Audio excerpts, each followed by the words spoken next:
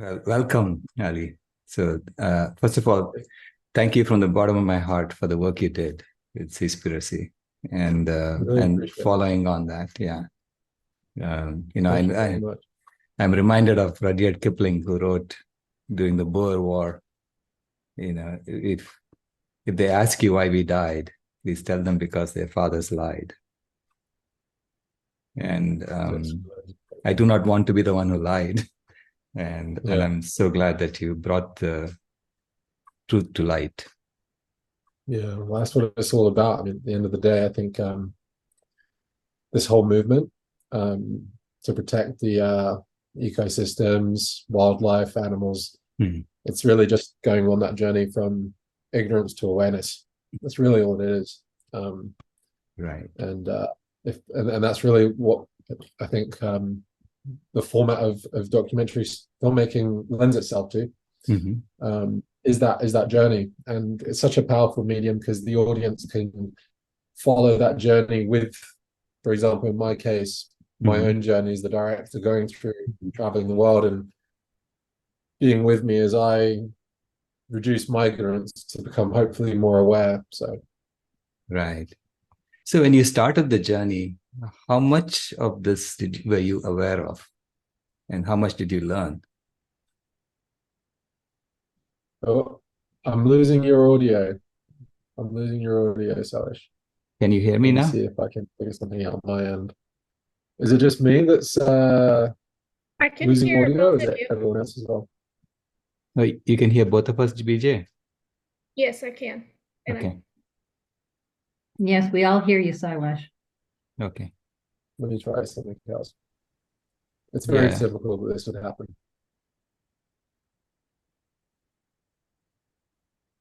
Yeah. I was asking when you started the journey on Seaspiracy. Can you hear me? No. No. Okay, let me try one more thing.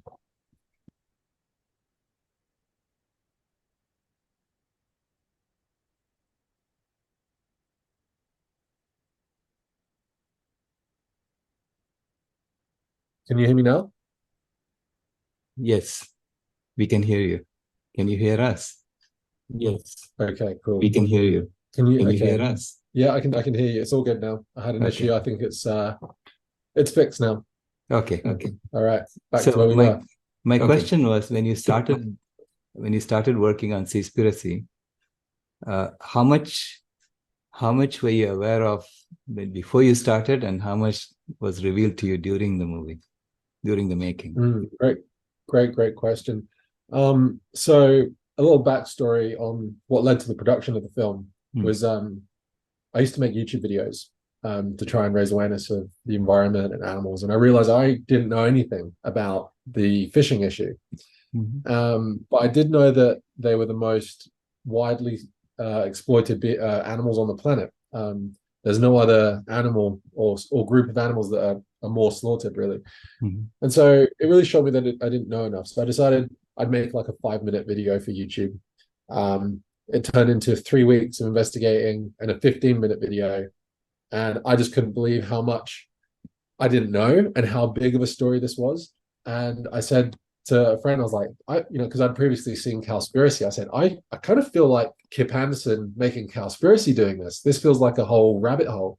Mhm. So I came up with the name Seaspiracy as a joke for this 15-minute video.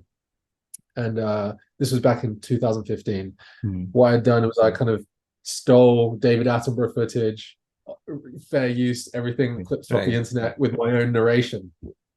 And it kind of went viral within the vegan world. And Kip Anderson and Keegan Kuhn had seen it, and they reached out to me and said, "Hey, like you can clearly edit, and you're a filmmaker. Let's have you involved with making What the Health. Would you come over and help edit?" So I did that. But I said, "Look, I really want to make this into a feature-length film. Would you be interested in being a producer?" And Kip said, "Yeah." So it was thanks to him that I was able to go ahead and make it. So, but my knowledge of the issue, I had some inclination of it. I was kind of aware that there was some slavery going on. I was kind of aware about the bycatch issue, but nowhere near enough the level that we exposed in Seaspiracy. And I was a vegan uh, before I made the movie. And it was almost retelling some of that journey that led me up to that point within the movie. But that was just the tip of the iceberg. Seaspiracy, the documentary, blew my world open. And if anything, it's funny because being vegan from the get-go allowed me to not have those biases which previous ocean filmmakers, or many of them, had to making an ocean film, where they didn't want to look at the fishing issue. So you had movies like The Cove, which was about the dolphin slaughter, but they didn't really focus too much on the tuna fishing and that whole side of the story, which is killing way more dolphins. And when I spoke to Rick O'Barry, who was the star of that movie, he told me that at the time he was working for Dolphin Safe Tuna as a representative. And so there was a blind spot there to look at the issue. And he later left the organization. But it was almost like, not having that bias, not having that level of carnism allowed me to see the big picture, which so many others seem to have missed because of their own bias, wanting to, it's an acceptable part of the world. We can't challenge the fishing industry. So yeah, it blew my world open. Blew your world, yeah. That's been the case for me as well. And it started, I had no idea how bad things were. So let's now talk about what has happened since Seaspiracy was released on Netflix. I mean, clearly it did very well on Netflix. First, tell us about that. How well it did on Netflix. Yeah, within days of its release, it was trending on Twitter. It was going viral on Instagram, Facebook, YouTube. Celebrities from Sir Paul McCartney of the Beatles, Kourtney Kardashian. We had One Direction sharing it. We had, you name it. The top A-list celebrities of Hollywood were sharing it. I was getting voice notes from celebrities in Hollywood just telling me that they'd seen the film and they'd passed it on, and now they're all talking about it within that whole community, which was a new experience for me. And we had virtually, it seemed to me from where I was sitting that like every newspaper on earth was talking about it in some form or another. In the UK, the BBC, The Guardian, Independent.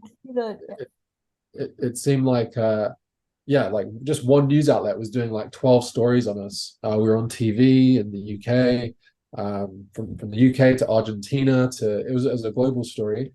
And we found out that within the first 2 weeks of its release, it generated 6 billion online impressions in terms of people talking about it. And we don't have the actual numbers, but I can only guess that the movie's been seen by like 100 or a couple of 100 million people by this point, is my best guess. It was one of the top 10 movies on Netflix in about 50 countries within the first few weeks of its release. It did incredible. And what it was able to do was, for the first time, put the fishing industry on the public's radar as one of, if not the most destructive industries on the planet, and also presented the fastest, greatest, most tangible solution to the problem, which was to be vegan. And that just got everyone talking. Shortly after the release, we put out a petition called 30 by 30, piggybacking off of a sort of consensus within the conservation world that we really ought to conserve 30% of the world's oceans by the year 2030. However, there is no mention of what you're protecting the ocean from, which lets governments and organizations go through the loopholes of that and say, well, we'll protect it from jet skiing or kayaking or something ridiculous. And meanwhile, you can have a huge super trawler pass through, no problem. So we put out a petition calling on world leaders to protect at least 30% of the world's oceans from industrial fishing by the year 2030. And we got nearly 1 million, I think it's almost at 1 million signatures now, that went out to governments around the world. And we had the French government, Macron, he acknowledged the petition. And we had a number of other almost coincidental acknowledgements at government levels that started to bring about ocean protection at the same time. So clearly the pressure was working, and it has led to greater marine protection from a policy level. And we've seen marine parks around the Galapagos, which were at threat from being having restrictions or fishing rights to come in. That suddenly expanded because international eyes were on them. And now there was some huge improvement in the Galapagos Marine Reserve as a result of the movie. Restaurants and supermarkets from the UK to Hong Kong were taking fish off of their menu and off their supermarket shelves in these little boutique shops in Hong Kong. We had like members of the US government have like a call like this with us and talk about the issue with us. It just created a whole global sort of awareness of the problem. Individuals were making transitions to be plant-based, and governments were starting to make actions, and they still have. Obviously, we'd like to have seen way more happen on the government level. They're always like 30 years behind. But the point is, those seeds were sown really well. And even today, we still get messages around the world. I think, yeah, around the time of the premiere, we were getting about, I think it was something like 10 emails a minute from people around the world for weeks and weeks and weeks and weeks. We're talking tens of thousands of emails from people around the world in small Japanese fishing villages to big metropolitan areas saying they couldn't believe this and they're now shifting to plant-based diets. It was more than I could have ever imagined. I thought the film would have been a flop.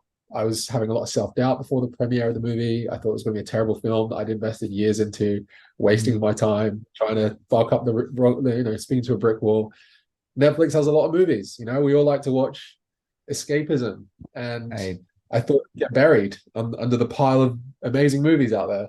And somehow or another, it broke through, and it became a talking point, and I'm so grateful for that. And it was thanks to a lot of the vegan community as well that helped push that and get it out to the mainstream. Right. So, first of all, how long has it been since the movie was released, and what has happened since then? Yeah, so it's been about 2 years or 2.5 years, coming up to 2.5 years, something like that. The first year, I think I was just speaking to journalists like twice a day, constantly talking about the movie. And since then, we've really just focused our efforts on social media because that's where we can reach people the fastest and most easily. So we have a reach of about 1 million people now through our different social media platforms. And if people love Seaspiracy, they love our content because it's basically taking the topic of Seaspiracy and ocean and plant-based issues and just putting them out every day in different formats on our newsfeed and just keeping people up to date, because a lot has changed for the ocean in that time. There has been a huge amount of destruction still ongoing, especially what we're seeing from the Chinese at the moment with a lot of they have the world's largest fishing fleet, and for one reason or another, they don't really have the level of compliance to the sort of international laws and stuff at sea, and they get away with a lot. But we're also seeing a lot from the European Union, exploitation in West Africa. So there's been a lot of destruction and a lot more tragic news when it comes to the loss of marine life.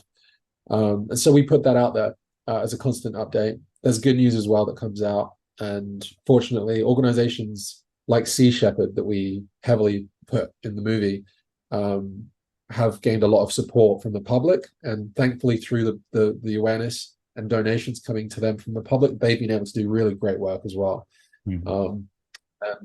Personally, since then, I've become a father.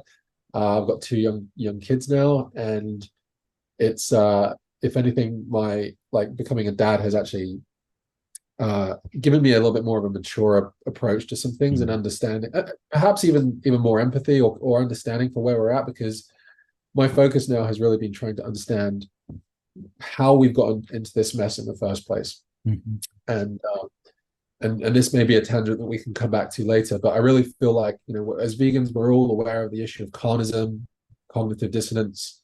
And carnism, we all know, is a sort of invisible belief system that really blankets us from a very young age as we make sense of reality and imitate those that we're in the care of. And they later become unconscious reasons for why we do certain things, and eat pigs, wear cows, and love dogs, as Melanie Joy says. And really, I don't see a lot of or enough attention focused on the beginnings of carnism as opposed to the end of carnism. Even Seaspiracy, it's ultimately a movie documenting the effects of carnism on the planet. A lot of vegan activism is focused on speaking to people in the streets. Again, the end results of carnism. And I really think childhood is really where we start absorbing carnism. And so I think this should be part of the conversation more when it comes to vegan advocacy. Right. Yeah. It's we don't realize how we have been lied to from the beginning and then made to go along with the flow. So some of the data in Seaspiracy, I realized, is based on whatever is available Yep. in the record, but what is available in the record is pretty old, like for instance the 4 billion acres per year that we bottom trawl. That's from a 1998 paper, no? I can't remember the date of that paper, Right. because my head is filled with a lot of this stuff. But what I did do is I wrote to the two scientists on that paper. I think one of them was like from the University of Hawaii, and the other one from North America or Canada. And I wrote to him, and I said, hey, like, could you give me a little bit more understanding of this? And I said, because like, and these are my calculations based on that, but and that's how we came up with the animation. I said, like, is this true? Is this applicable today? And I have the email from this guy, and he confirmed what I said. And he said, yep, that's accurate to what knowledge we have. And I don't know whether today the amount of bottom trawling is less or more, but the point is there's not even the interest to fund scientific research in this area in the first place. And so I'm hoping that one of the things that Seaspiracy can do is show that, well, the oceans are important. We might as well put some funding into this area, into working this out. So yeah, it's funny enough, we had a BBC journalist write to us who was going to interview on TV one of these journalists, one of these scientists, and there was two of them, remember? And I said I wrote to one of them. The other one I don't think was aware. I'd written to his colleague many years previously whilst making the movie, and they were saying that this is a bogus fact, and that's not what we said. And I said, actually, here's the email. Here's the email that I have with his colleague confirming everything. And very quickly they cancelled the BBC show on it. And time again we were getting this. We were getting journalists come to us saying, this is inaccurate, and then we'd say, well, here are like 3 sources for that, because Netflix won't let us put out information in the movie without at least 2 sources for their legal reasons. And so anything that was in there, it wasn't just because we thought it was like the most extreme thing we can do to shock people. Many instances we were taking things out that would have shocked people that were just too wishy-washy and not based in any sort of reason and scientific process. And one of them that caused a lot of drama online was the number that we said that by the year 2048 the oceans, if we continue, will be virtually empty, and we had a lot of comeback from that. And when I spoke to a professor of marine biology called Callum Roberts, Professor Callum Roberts, who we interviewed in the film, he's the foremost British marine biologist out there. He was on our side, and he provided us a huge amount more data in support of it, which then we put on our website. And we said, look, if there's we have a facts page, and we said, look, if anyone has any issues with any of the facts in this movie, email here. And we've received 0 emails because of how watertight it is. Not to say that anything, we didn't have any inaccuracies in the movie, but like you were saying, we were basing it off of what was available. Right. And what we found was there was one fact that wasn't accurate for sure in the movie. That was something like there are like 100,000 or I can't remember the number. It was like 50,000 sea turtles caught up in as bycatch every year in the United States. And we compared that to the amount of like plastic. There was a graph, and we later had comeback from that. And what happened was that the people writing the study, which we based it from, that said there was like 50 or 100,000 turtles killed every year from bycatch in the United States, had a typo. It wasn't meant to be just in the United States. It was meant to be around the world. So we acknowledged that. We said, okay, it wasn't just the United States, it was around the world, but still, that's a lot more turtles than are dying from plastic straws.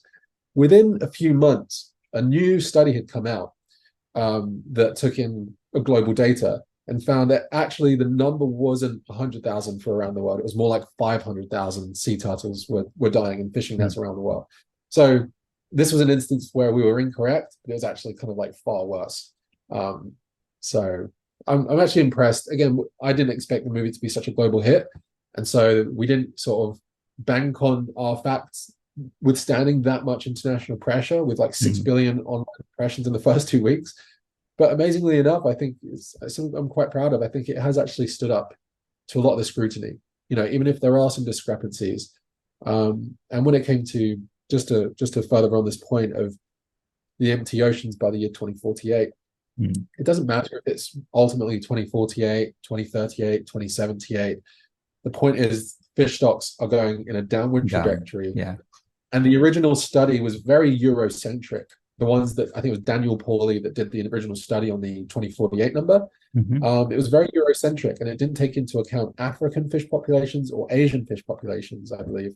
And so if you were to take those into the picture, you'd find that it was probably even more extreme.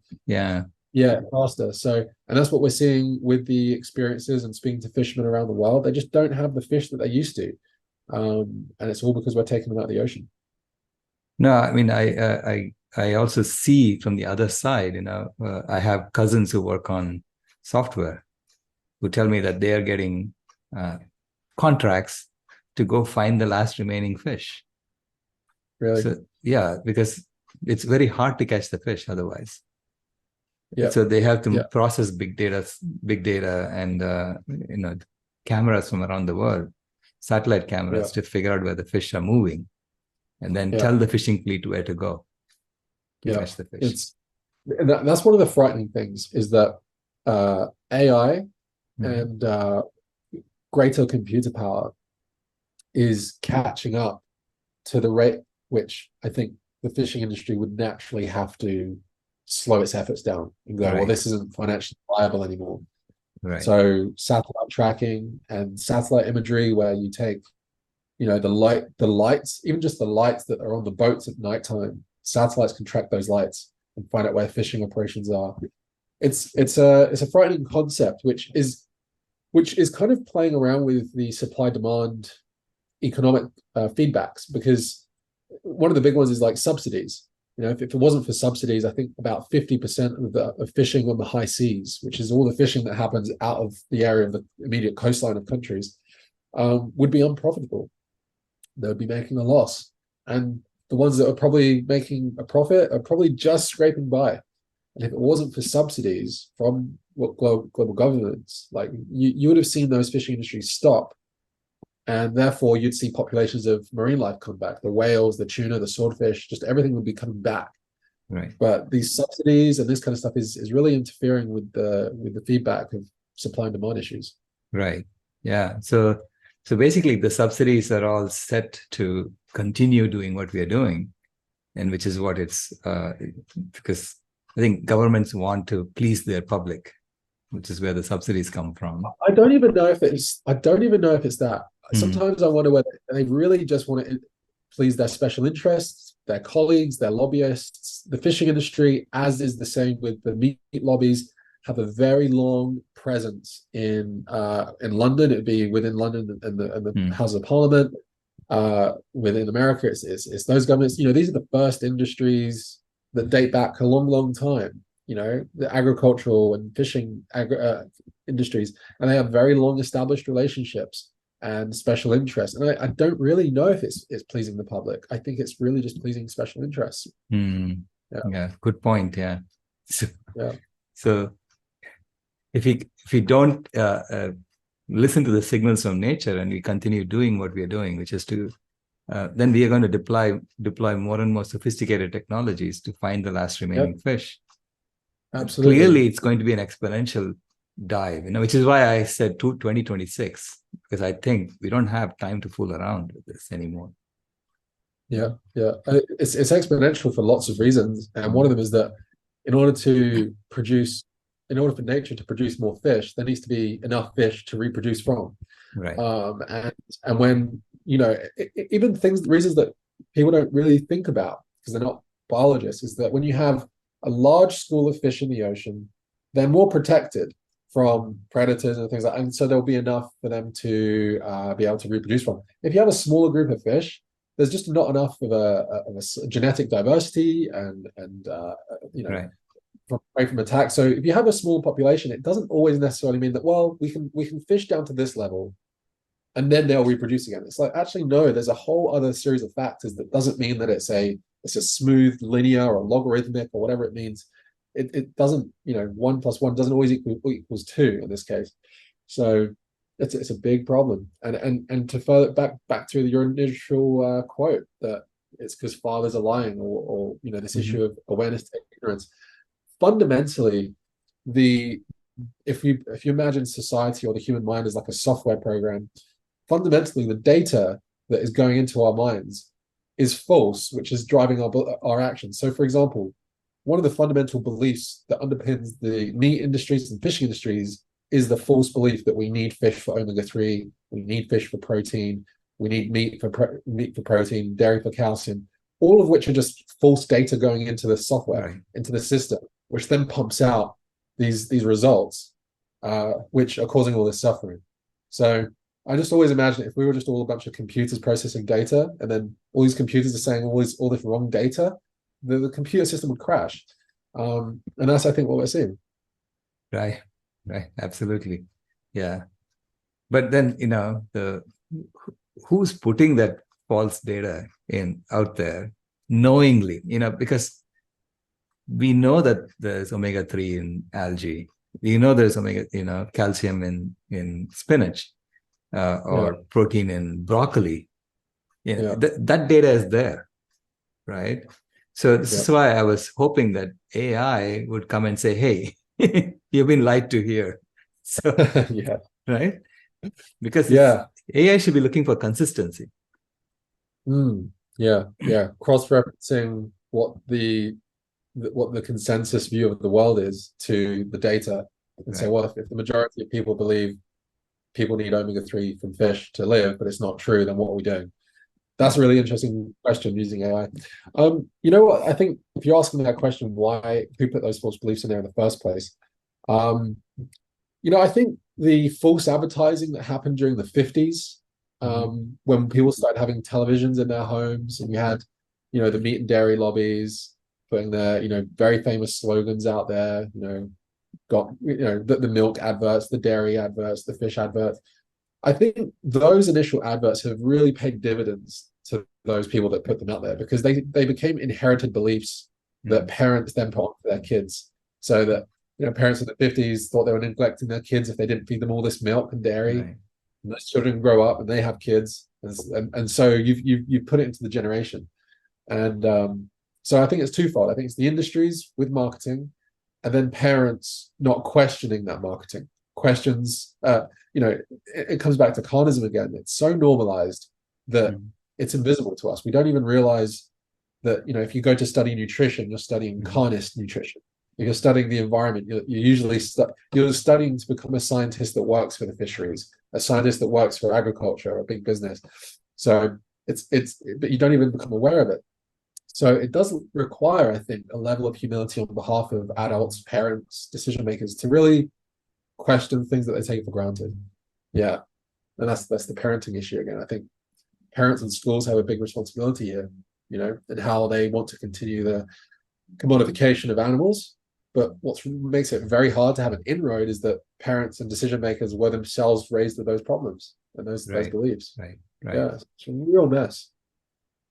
I also noticed, because I'm a systems engineer, and I am used to looking at data that people are trying to convince me to use their stuff, right? So I always look at data very skeptically to understand where it's coming from and what the inconsistencies are. And what I noticed in carnism is that they're not lying to you. They're just omitting to tell you that this is not exclusive. Because it's true that there is calcium in milk, but they're not telling you that there is calcium in other plant foods. That you have to find out by yourself, because it's not there in your textbook. It's so true. It's the option that's admitted. Right. It's the option that there is another way. You do have a choice. You don't have to kill animals.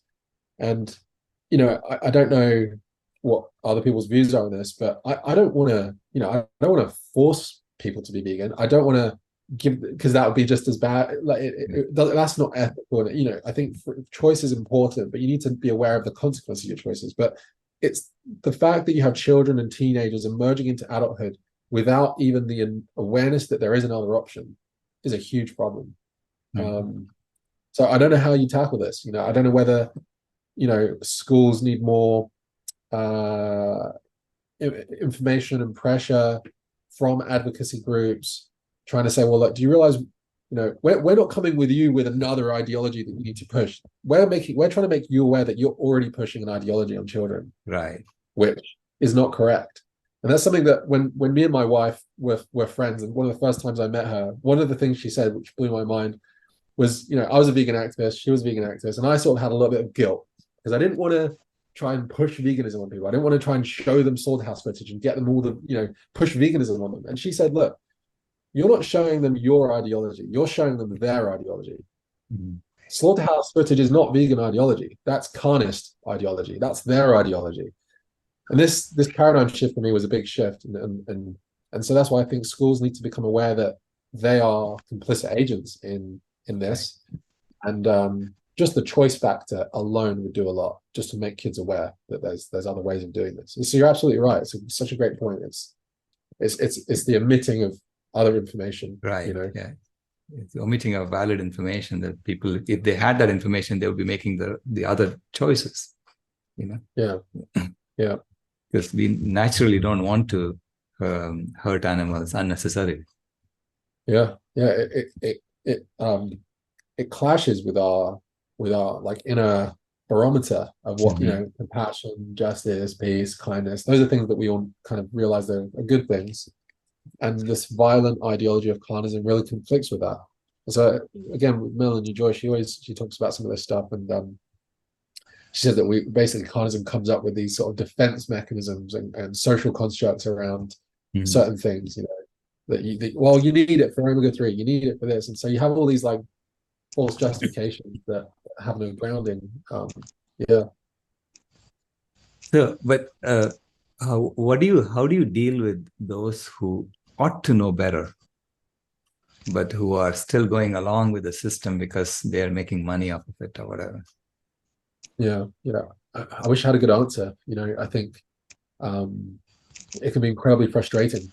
And when we were interviewing these leaders of NGOs, who have worked for an organization like Dolphin Safe Tuna for like 40 years, that's their life. They live in Berkeley, California, that's their career. And you'd expect that they'd be experts in their field. And as you see, if people who remember watching Seaspiracy, within just 3 or 4 questions to the guy, can you guarantee that dolphin safe tuna is dolphin safe? No, nobody can guarantee it. Okay, well then why are you saying?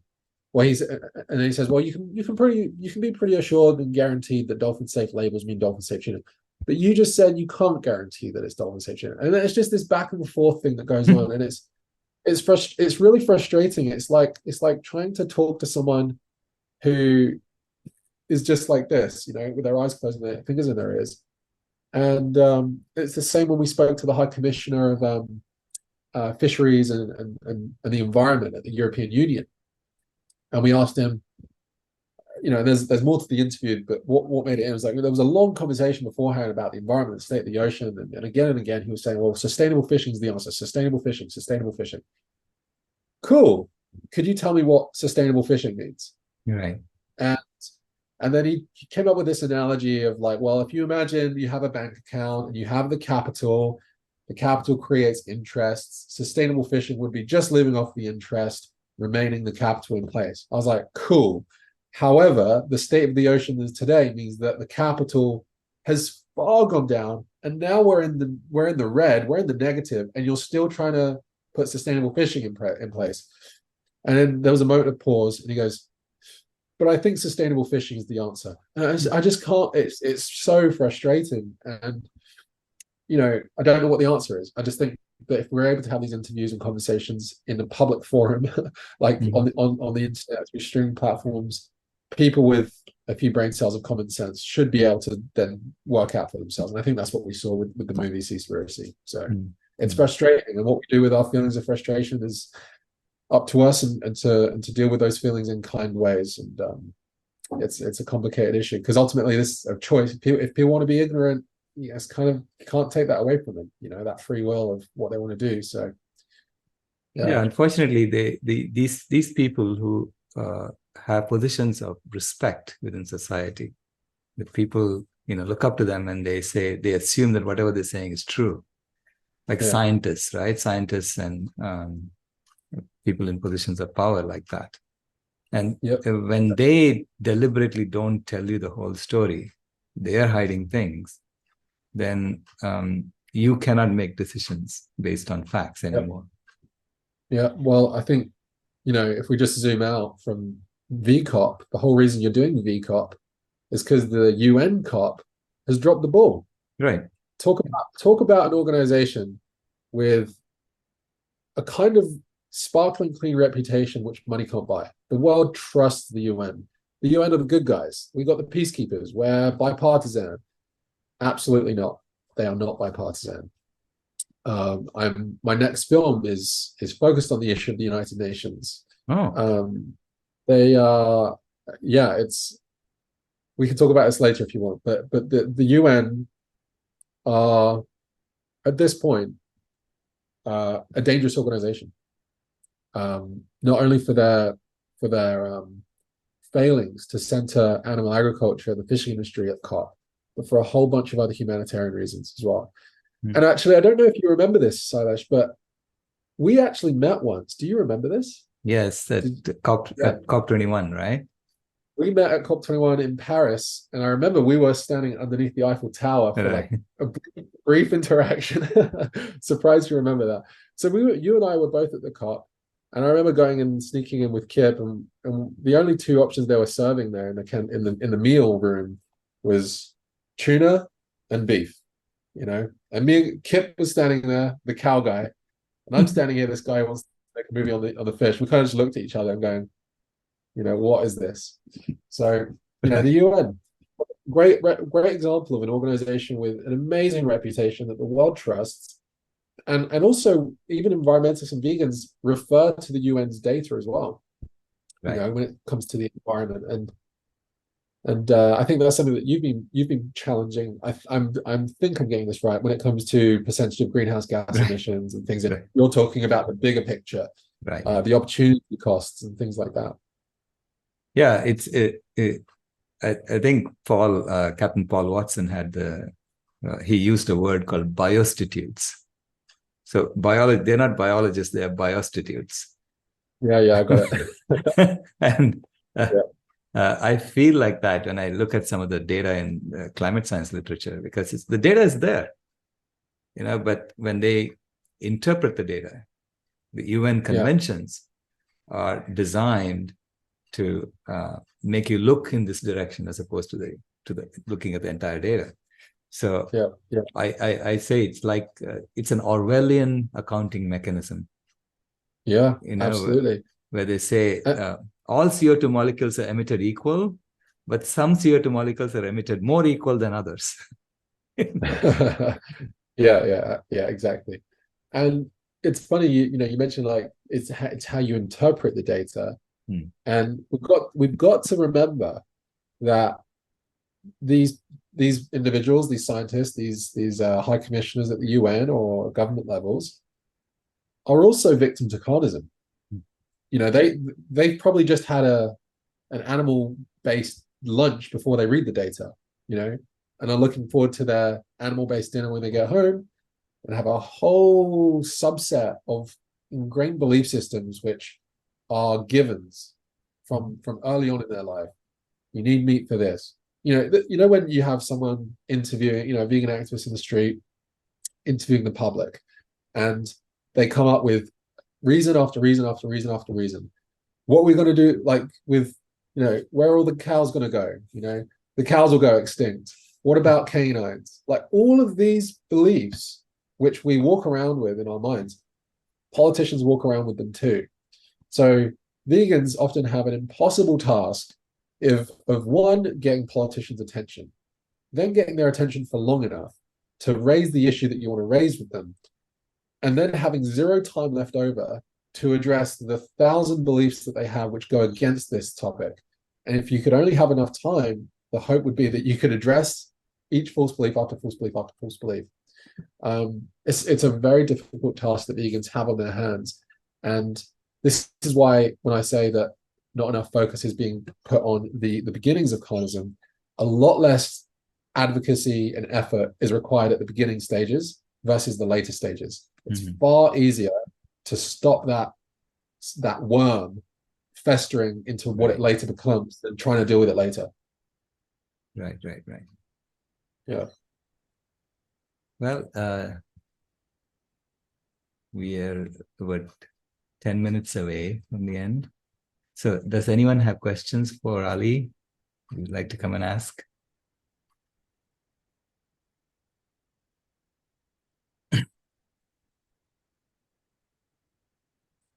Go ahead, Sarah.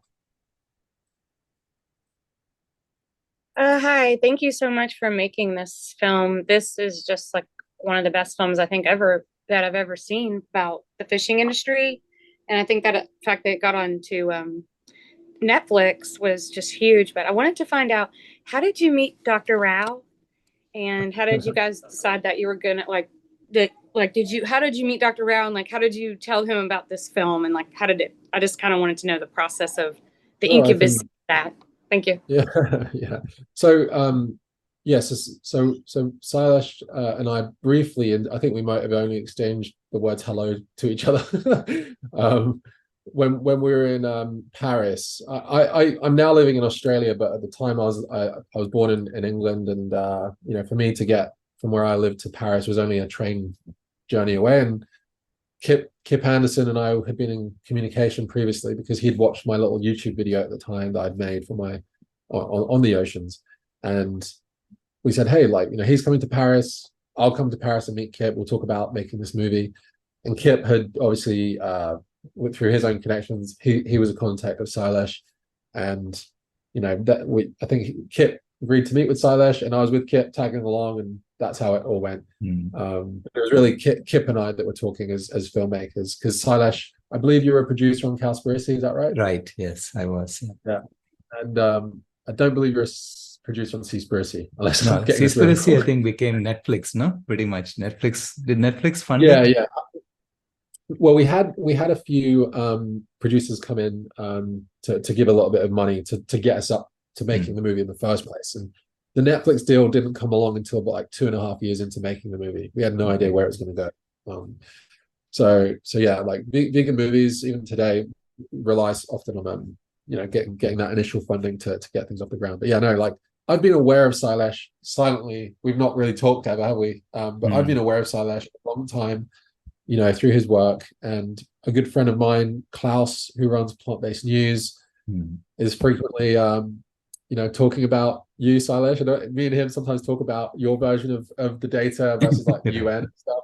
Right. Me and Klaus are friends from back in 2014 or something. Now I'm so glad that Plant-Based News is a big thing now. But yeah, so that's how it all kind of started. We're all in the same kind of world, aren't we? The vegan activism. Yeah. Trying to expose and tell people, hey, this is really what's going on. Yeah. Yeah. Thanks for your question. Go ahead, Alison. Hi, Ali. I was wondering if you could walk us through a little bit the world of screenings. So when an entity asks to screen the film, and if you could tell us maybe what are some of the more interesting screenings that you've allowed, and if there have been any interesting results that have come out of that, and any emerging allies.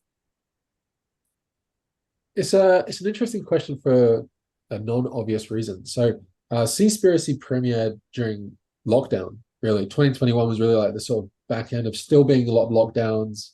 And so we didn't do a physical premiere, which is what we were looking forward to, but we never got that. And so it was all just online based. And of course, with this kind of movie being streamed on Netflix, people can do their own family screenings or friendship screenings. And we've received, one of the most popular emails that I get is, can I get a screening license? We want to show it at this, vegan event or a university event or community thing. And I say, go for it. You don't have to ask me. There's no permission required. As long as you're not charging people tickets, absolutely free. Don't ask me, just do it. Good luck. Netflix have also said to me, look, for education reasons, we want people to screen this movie and watch it and do their own thing. Happy for it to happen. Just stream it from Netflix. So I can't really answer. There's not really been too many like interesting things that I can really say on that front, because the answer is just always yes, and I barely even think about it. But what I found is that there are quite a number of universities now that are incorporating Seaspiracy into the curriculum, incorporating it into not only like film and media studies in terms of like, I guess an example of a very effective documentary, but into obviously the marine biology world, environmental studies, and there's probably like a whole series of other things that this movie touches on, which becomes applicable for universities. You know, like what's happening with slavery. Let's look at, you know, sociology of this. Let's look at, so the movie has been taken on by universities, and that surprised me. I never went to university, but it's something that it's been really cool to see actually, is universities taking it on. Yeah, that is interesting. Thanks for the question. BJ?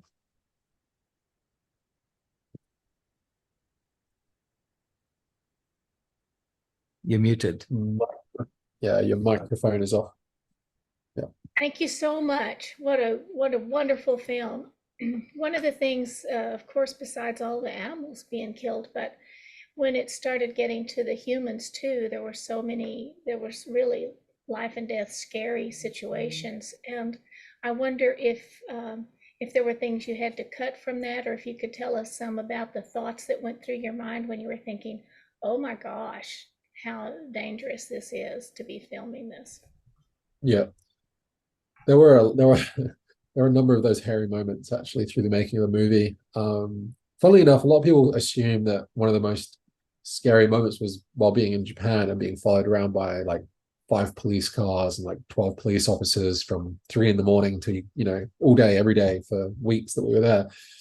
That didn't bother me. And I'll just share a little interesting anecdote here. I basically became like friends with one of the police officers eventually, and they get brought in from Tokyo to come down and deal with all these activists down there in this rural Japanese fishing village. And we got chatting to him, and actually he ended up watching Earthlings himself through these conversations, and I actually really was moved by the documentary Earthlings.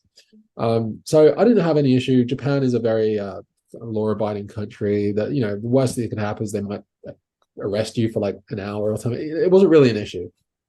For me, the hardest moment, the most stressful, anxiety-inducing, holy shit, what am I doing with my life moment was in Thailand, where we knew we wanted to find out about the slavery issue, but we knew that the people doing the slavery weren't good people. These are people that murder people, kidnap people, sex traffic people, the worst people that you'd want to hang out, like try and go near.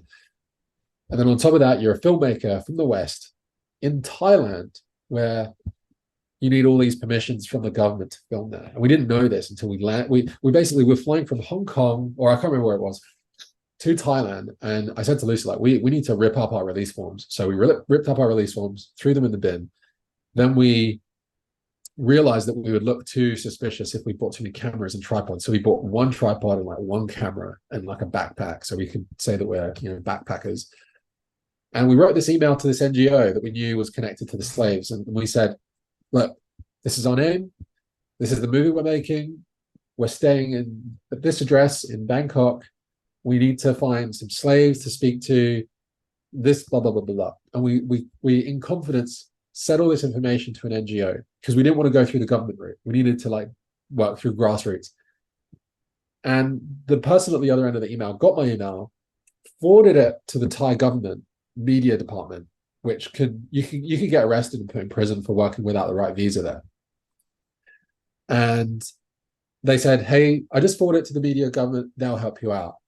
And this person was completely oblivious to the fact we didn't have all these permissions. And I could not believe the situation we were in. As well as that, we were at an Airbnb in Bangkok, and we only found out when we got there that the Airbnbs at the time were illegal. So we were in a whole heap of trouble. And I said to Lucy, like, you know, we wanted to be there for weeks, and I said, look, either we don't go, because we also simultaneously found out where some slaves were, and we were going to go meet them, of which the government and the police would know where we are and could come in at the time we wanted and knew exactly all about us.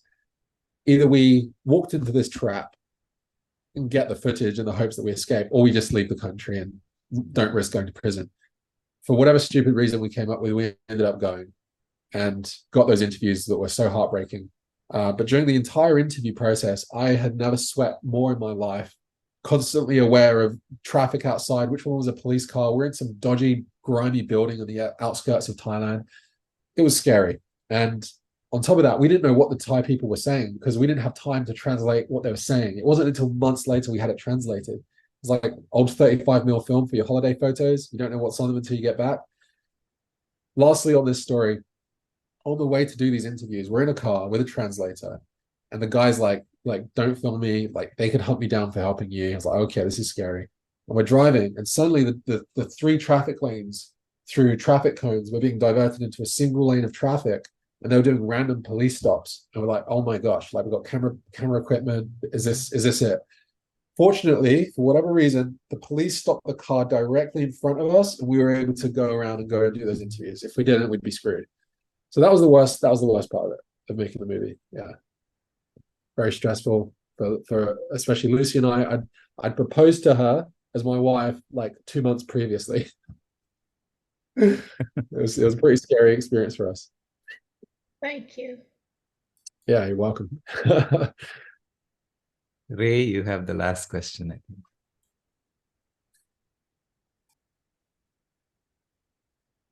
Ali, thank you so much for your film, and thanks for joining us again on the VCOP. I'm intrigued by your new documentary idea. Can you talk about it at all? Your idea that your ideas on what's happening with the United Nations and that it's actually become dangerous. Yeah, I'll share as much as I can. So currently, I'm actually looking for funding for the movie. I've been self-funding it for the last 1.5 years because I've basically what I'm about to tell you. So the story goes, and this kind of comes full circle. I was on a train from London to the Glasgow COP27. COP26. It's funny how this all COP26. Yeah. I came full circle. And on the train up, I was on Twitter, and someone I knew had shared a little interview clip with a UN human rights officer who had worked for the United Nations for over 10 years. And what she was describing rattled me so much that I just couldn't sit still in my train seat. And I immediately messaged her. And basically what had happened was, during the week of COP, she had been fired from the UN because she had been blowing the whistle on the fact that the UN human rights body have been essentially in bed with the Chinese government in keeping quiet the Uyghur genocide.